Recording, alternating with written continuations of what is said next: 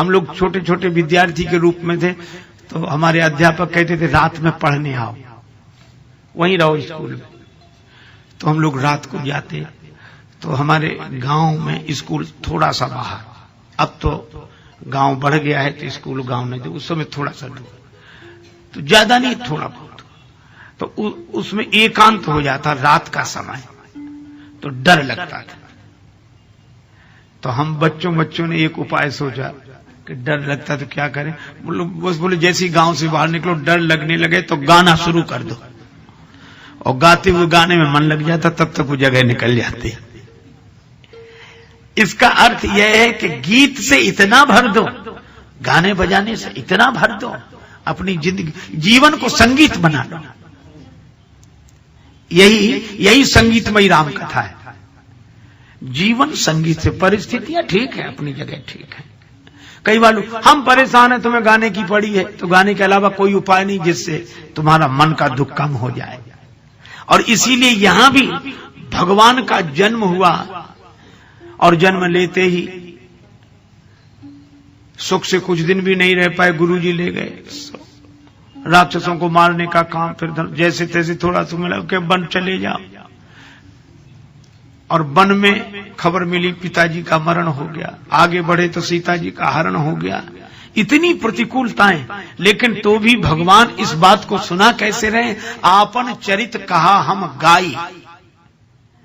गाकर माने सहजता से कि ऐसे ऐसे हुआ, प्रसन्नता सहजता से। हनुमान जी चरणों में गिर गए, आप भगवान हैं। क्यों? बोले ऐसी परिस्थिति हमारे सुग्रीव की है,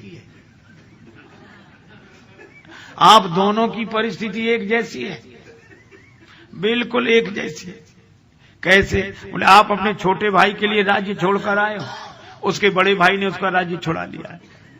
आप भी वन में, वो भी वन में, आपकी भी पत्नी का हरण हो गया, उसकी पत्नी को बाली नहीं छुड़ा लिया। लेकिन हम देखते हैं कि वो इतना परेशान रो रहा है, उसके शरीर में फोड़े ही फोड़े हैं, तन बहु व्रण चिंता जर छाती, और एक आप हैं, आपन चरित कहा हम गाई। तो बोले हम समझ गए कि आप इंसान के रूप में भगवान हैं, आप भगवान हैं। हनुमान जी चरणों में देखो, राम जी ऐसी परिस्थिति में भी बैठे परम प्रसन्न कृपाला, आपन चरित कहा हम गाई। और भगवान कृष्ण जन्म लिया, अंधेरे में लुक छिप कर आए, और रात में माँ बाप के पास रात भर नहीं रह सके, दिन तो जाने दो। जन्म लेते ही माँ छूटे, पिता छूटे, और दूसरे गांव में आकर रहे, कहीं जन्म कहीं जन्मोत्सव। और उसके बाद थोड़े बड़े और पालने में ही पड़े थे, पूतना आई मारने के लिए, फिर एक से एक राक्षस आए। इतना ये सब होने के बाद फिर कहा गोकुल छोड़ो, कंस के अत्याचार बढ़ रहे हैं, गोकुल गांव छोड़ना पड़ा। पहले तो जन्म स्थान छूटा, माता पिता छूटे, और फिर दूसरे के गांव में लालन पालन पोषण हुआ, दूसरों ने किया, और उसके बाद मारने की चेष्टाएं हुई। जैसे तैसे बचे तो गांव छोड़ना पड़ा, वृंदावन आके रहे, सब ब्रजवासी वृंदावन इकट्ठे होकर रहे। आप देखो उसके बाद भी वृंदावन में श्री कृष्ण क्या करते हैं, बांसुरी बजाते हैं। इतनी प्रतिकूलताओं में भी जो चैन की बंसी बजा सके वो इंसान नहीं, भगवान ही है। इसीलिए हम लोग राम को भगवान कहते हैं, कृष्ण को भगवान कहते हैं, श्री राम श्री कृष्ण। इसका अर्थ है कैसी भी परिस्थितियां आए आगे बढ़ो, यही भारत का आदर्श है।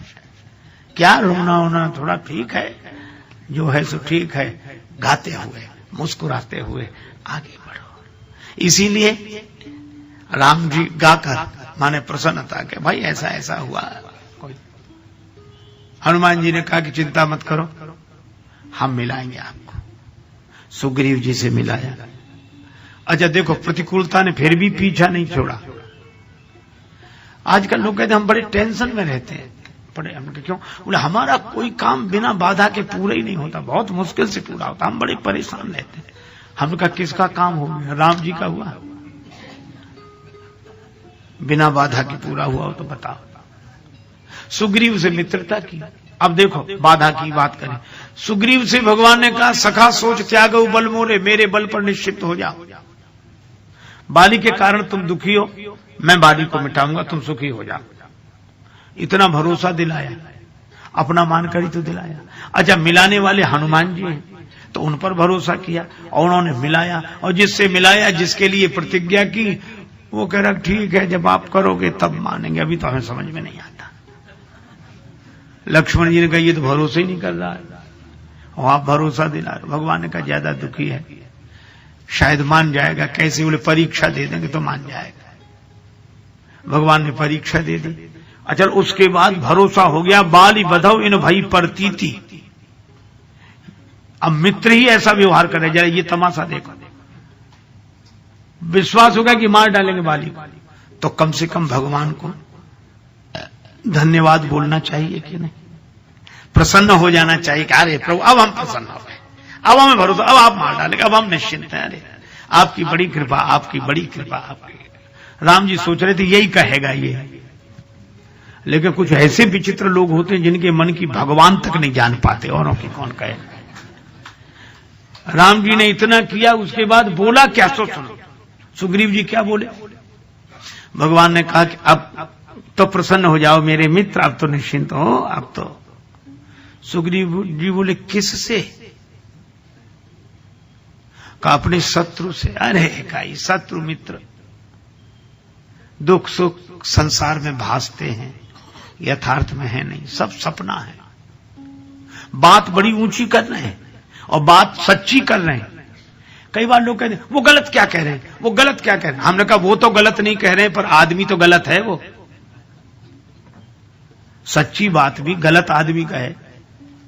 तो सुग्रीव जी बात तो सच्ची कह रहे हैं कि सुख दुख शत्रु मित्र ये सब प्रातिभाषिक सत्ता है, इनकी पारमार्थिक सत्ता नहीं है, भासते हैं नहीं, बात सही कह रहे हैं। लेकिन इनसे पूछो कि थोड़ी देर पहले जब तुम रो रहे थे तब संसार सपना नहीं था? परिस्थिति अनुकूल होते ही संसार सपना, और परिस्थिति प्रतिकूल होते ही संसार सत्य।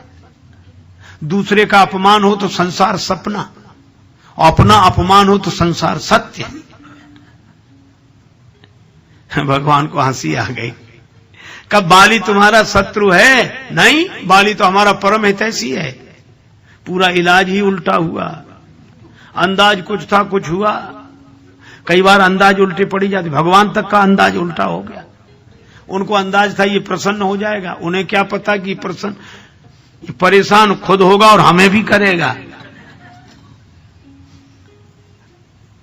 एक आदमी को कम सुनाई पड़ता था, पुराने जमाने की गांव की घटना, मशीन थी नहीं, इसलिए एक लड़के को ले जाते कि वो सामने वाला कुछ बोले तो तुम जोर जोर से बताना कि ये क्या कह रहा है। तो जाने लगे अपने मित्र बीमार थे देखने। लोगों ने कहा वो बच्चा तो है नहीं। बोले क्या जरूरत, वहां कौन सी बड़ी भारी बातें करनी, देखने ही तो जाना है, दो चार बातें वो कहेंगे हम जवाब दे देंगे। बोले कैसे दोगे? बोले अंदाज से। अब अंदाज उन्होंने बनाया कि हम पूछेंगे तबीयत कैसी है, तो प्राय लोग कहते कि अब ठीक है, पर वहां उल्टा हो गया मामला। वो गए और भैया तबीयत अब कैसी है? वो खुद जोर से, क्योंकि जो ऊंचा सुनता वो धीरे बोल ही नहीं सकता, उसको लगता है कि सब ऐसे ही सुनते होंगे। तो अब तबीयत कैसी है? सो बोला क्या बताएं, मर रहे हैं। अब इनको सुनाई तो नहीं पड़ा, इन्होंने समझा अब कह रहे हैं कि पहले से ठीक है। सो बोले भगवान की बड़ी कृपा है, सब कुछ जल्दी हो जाएगा। मित्र को बड़ा बुरा लगा कि हम मर रहे हैं, ये कह रहे हैं भगवान की कृपा है, तो खींच गया बुरी तरह। तब तक उन्होंने पूछा कौन से डॉक्टर का इलाज चल रहा है? तो धीरे से बोला यमराज का। तो इसको सुनाई तो पड़ा नहीं, से सोचा डॉक्टर का। अरे क्या कहना, वो डॉक्टर तो बहुत अच्छे हैं, उन्होंने कई मरीज ठीक कर दिए, रोज उनका अस्पताल खूब चलता है, तुम्हें भी बहुत जल्दी ठीक कर देंगे। अब उस मित्र को और बुरा लगा, तो कहा खाने को क्या बताया, तो और ज्यादा नाराज हो गया। तो बोला पत्थर। तो बोला अच्छा वो तो बहुत हल्का भोजन होता, आराम से पच जाता है, ठीक है। अब अंदाज उल्टे पड़ जाते हैं। एक आदमी के दांत में दर्द था तो डॉक्टर के पास गया, डॉक्टर साहब हमारे दांत में बहुत दर्द है, निकाल दीजिए। डॉक्टर बोला शून्य करने की व्यवस्था नहीं है, दांत दर्द होगा लेकिन सह ले, हिम्मत नहीं। और डॉक्टर बहुत सोचे कि इसको हिम्मत भी नहीं है, दांत निकलवाना भी है। नशा करते हो? हाँ, कभी कुछ पी लेते हैं। डॉक्टर बोला गलत चीज का सही इसे पिलाओ, नशे में निकलवा लेगा। पिलाया, दांत निकलवाने की हिम्मत आई, बोले थोड़ी थोड़ी आई। डॉक्टर बोला और पिलाओ, और पिलाया। अब नशे में डॉक्टर ने कहा अब तो दांत निकलवाने की हिम्मत आई, तो बड़ी बड़ी आंख कर खड़ा हो गया। बोला अब देखें किसकी हिम्मत है जो हमारे दांत में हाथ लगाता है। अब बोलो, अंदाज उल्टे, उपचार उल्टे पड़ जाते, समय होता है।